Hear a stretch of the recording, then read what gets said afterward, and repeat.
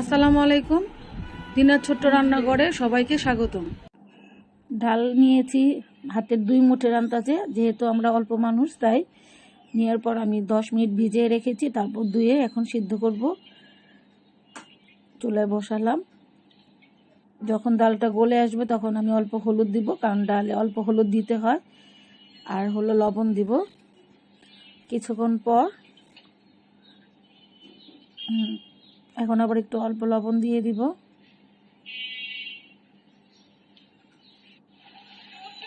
আর কাঁচামরিচ, রসুন এগুলো রেডি করে রাখলাম। যেহেতু আমি পেঁয়াজ দিয়ে ডাল বাগার দিই না, এখন কাঁচামরিচটি ফেলে দিয়ে দিলাম। যারা জাল খান তারা ফেলে দিবেন, যারা জাল না খান আলাম দিয়ে দিবেন। এখন আমি ঘুইটে নিব ডাল ঘুটনি দিয়ে, যেহেতু আমার ডালটা গলে গেছে। এখন হলো আরেক দিকে আমি ফ্রাই প্যান বসিয়ে দিয়েছি। এখন রসুন, আমি পেঁয়াজ দিয়ে ডাল বাগার দিই না, আমি রসুন দিয়ে বাগার দিই।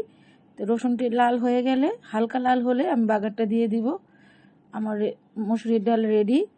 আপনারা বাসায় ট্রাই করবেন আমার মতো ডালটা রান্না করে। ভিডিওটি ভালো লাগলে লাইক, শেয়ার, কমেন্ট করবেন। পেজটিকে লাইক, ফলো করবেন। আমার ইউটিউব চ্যানেলে সাবস্ক্রাইব করবেন।